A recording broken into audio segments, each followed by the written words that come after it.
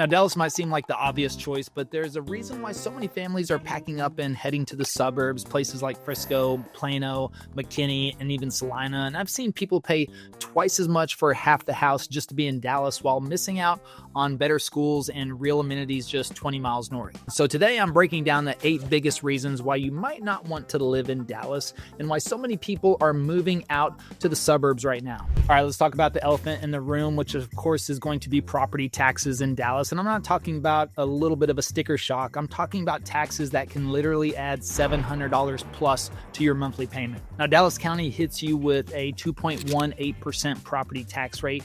And to put that in perspective, the national average is around 1.1%. So you're paying double what most Americans pay. But here's where it gets pretty interesting. I mean, you're not necessarily getting double the value. And let's do some math on, let's say, a $400,000 house in Dallas, which is pretty standard these days. I mean, you're looking at $8,720 per year in property taxes alone. That's over $727 every single month before you even pay the mortgage, the insurance, or possibly even HOA fees. And here's what nobody tells you when you're house hunting, like Richardson and Garland are still in Dallas County, so you're paying those same tax rates. But the difference, well, in Richardson, that $400,000 gets you like a 2,400 square foot house built in 2012. In Dallas proper, you're looking at, on average, 1,900 square feet from 1978 that probably needs some work.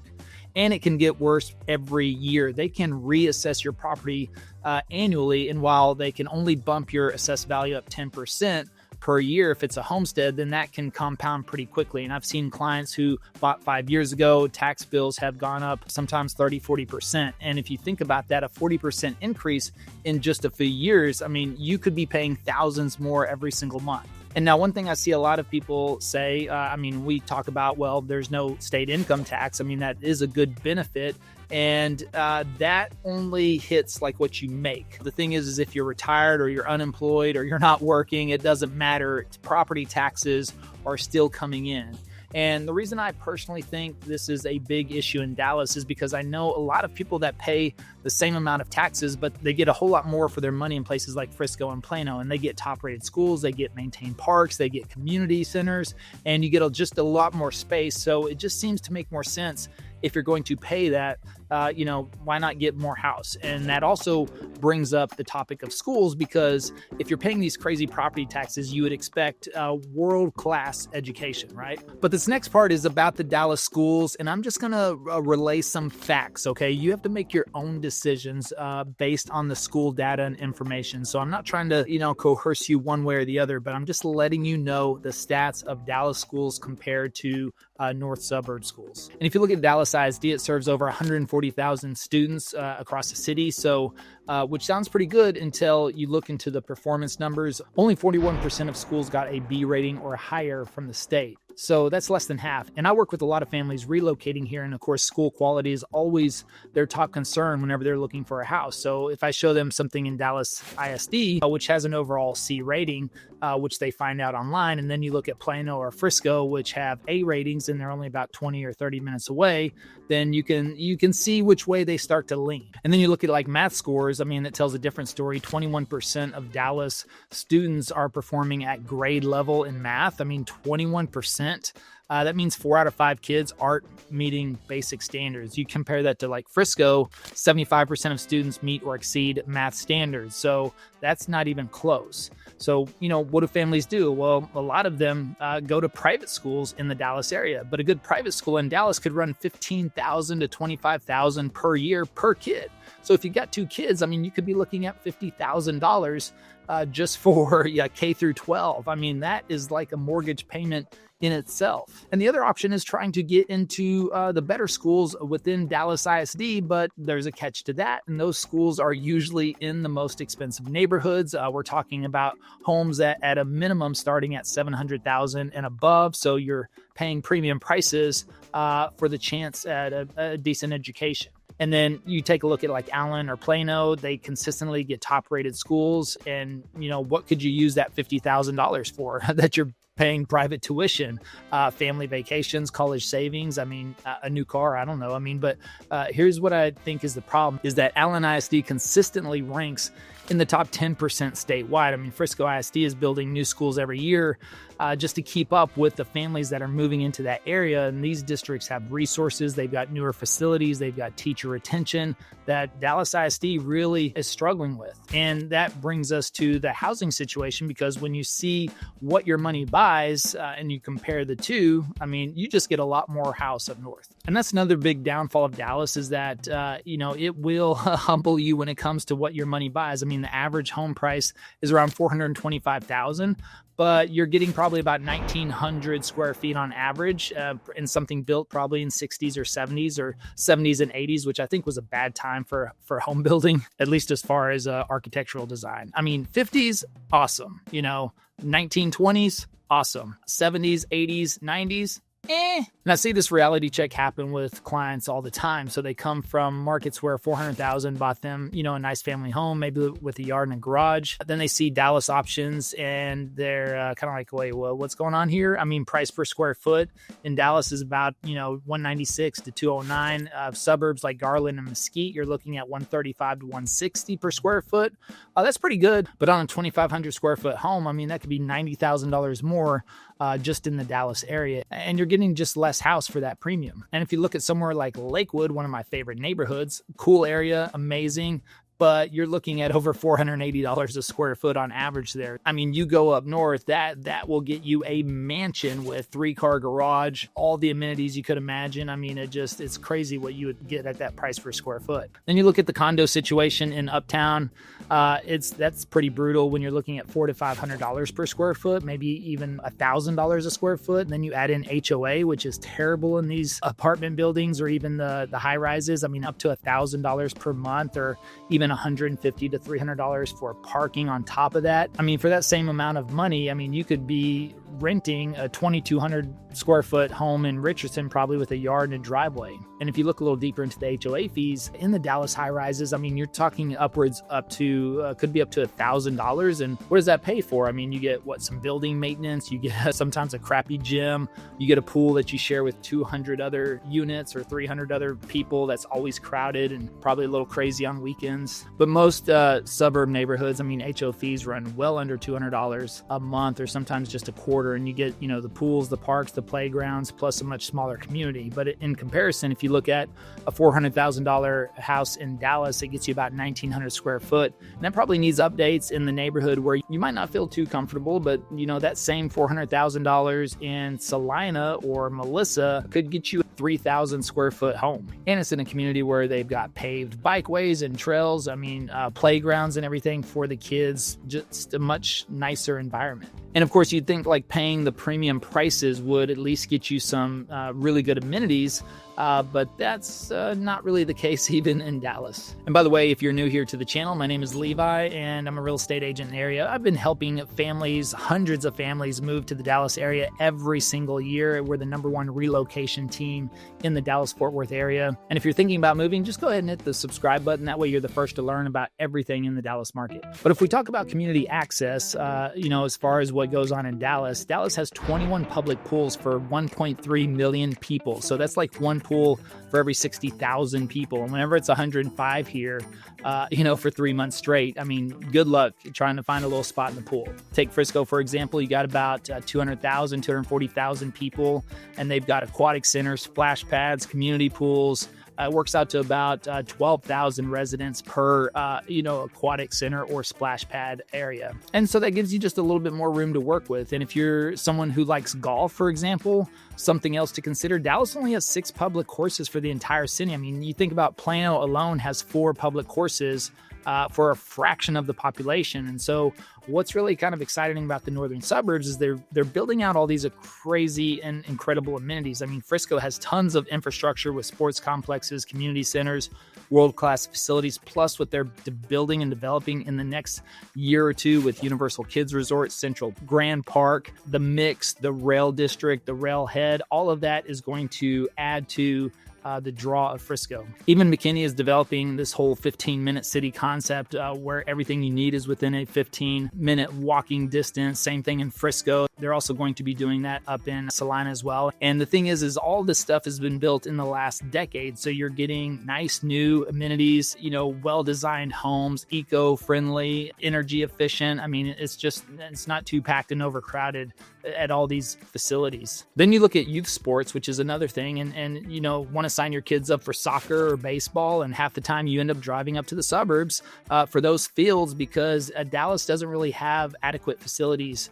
Parents spend a lot of times on weekends just shuttling kids back to Plano or Allen for the games because that's where the nice fields are. And of course, that constant search for, decent amenities is just part of the daily life, you could say. I mean, public courses for a fraction of the population. And if you want to join a decent country club in Dallas, I mean, initiation fees upwards of $100,000 with monthly dues around $1,500 to $2,000 a month. And in McKinney or Allen, you can get country club access for $150 to $200 monthly with no initiation fee. Then you got like basic fitness cost. That's even more. I mean, really nice gyms in Dallas can be anywhere from $200 to $250 per month. In suburban areas, you're looking at 50, maybe 80, maybe 100 for facilities that are often newer. And then sometimes they include childcare. And then, of course, the park situation tells a different story. I mean, Dallas has parks, but most lack basic things like shade, which is really, really important. I don't know how we played on these playgrounds whenever I was a kid. The metal frames, the stainless steel, all of that, I mean, it would burn you. And so now in some of these parks, especially up north,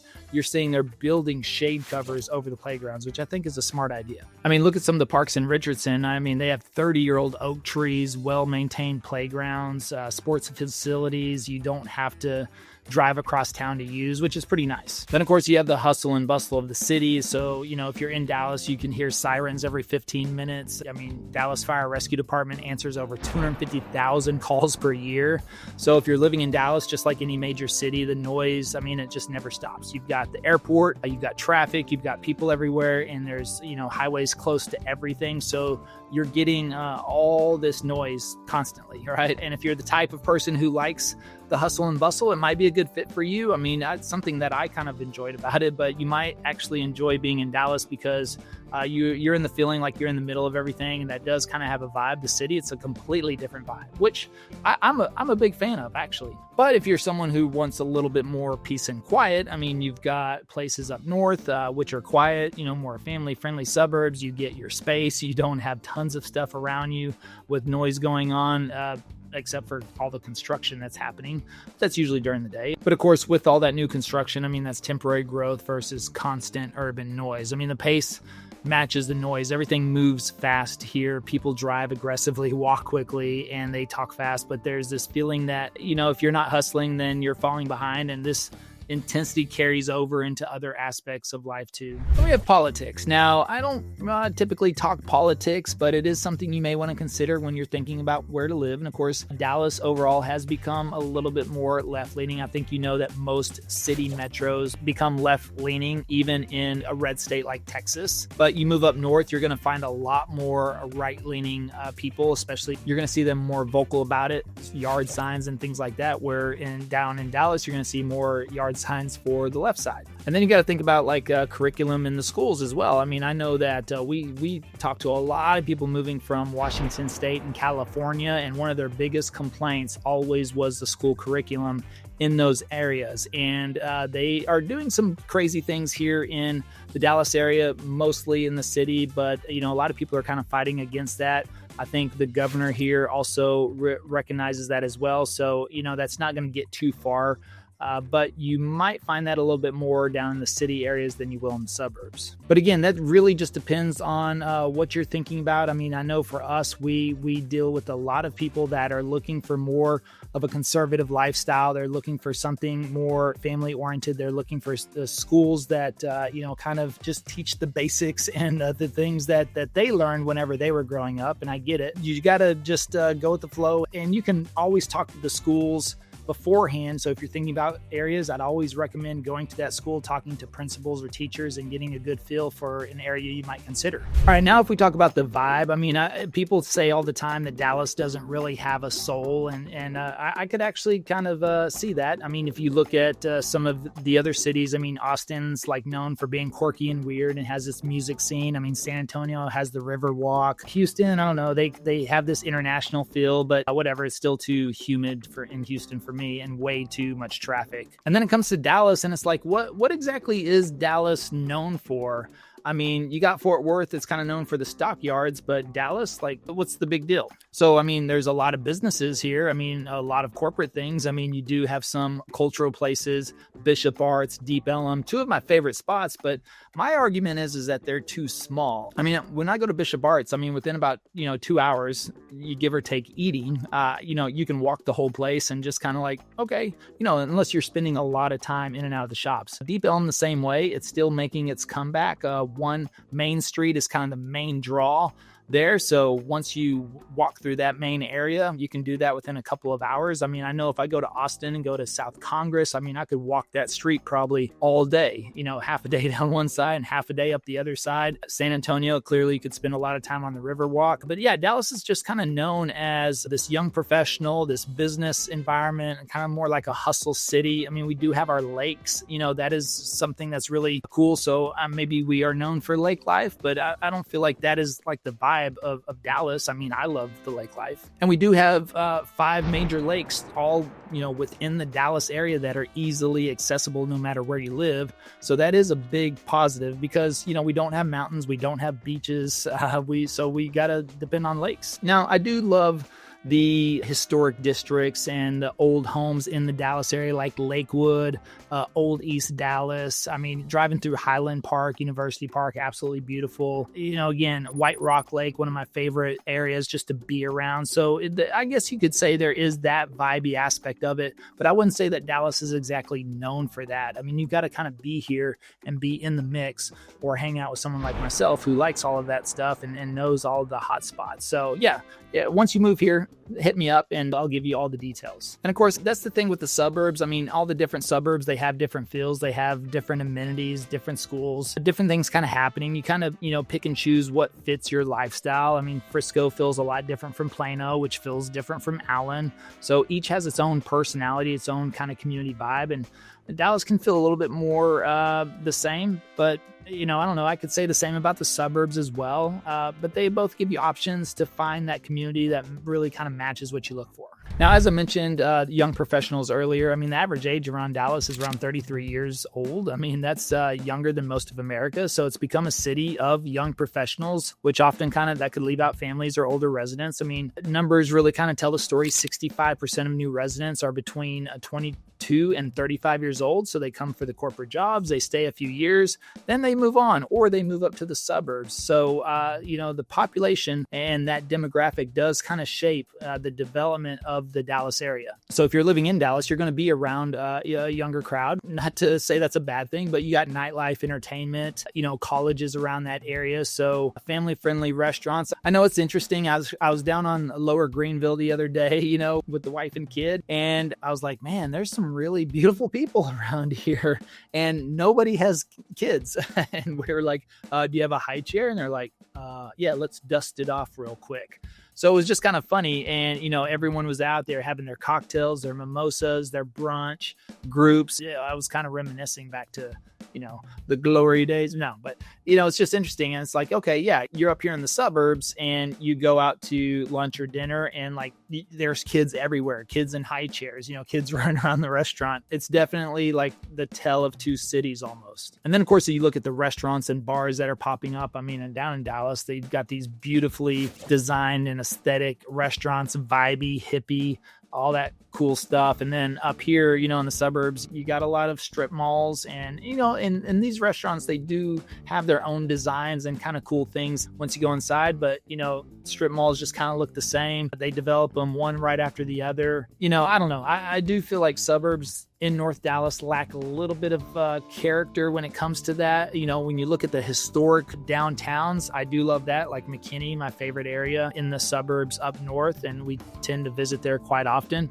Prosper has practically no historic downtown. It's very small. It's like 1 to 2 blocks. You could spend an hour there. McKinney, you could spend a good day there. That's pretty cool. And then, of course, Frisco's getting completely redeveloped and redesigned. So that'll be interesting once that's done. And of course, in Dallas, I mean, you're going to have all your cool Instagram spots, right? I mean, I just don't see a lot of people posting on Instagram like, oh, super cool restaurant in Prosper today. Oh, I'm at this amazing spot in Frisco. Oh, you know, I mean, maybe there is. I just haven't come across them yet. But it's kind of cool up here, too. I mean, just the other night, I was on the phone with Travis, and I was like, oh, my goodness, a motorcycle gang is riding by. But it was like 10 kids on their e-bikes, all cruising, and they all had helmets, which was cool. But they're all cruising down the street. And that's what you're going to see definitely up north. I never really saw that in Dallas area. So that was kind of cool. But also, these e-bikes, they're expensive. They're like $5,000. So also, who are these parents just giving e-bikes to their 10 and 12-year-old kids? I don't know. I'm sure I'll be one of them as well. So, you know, touche.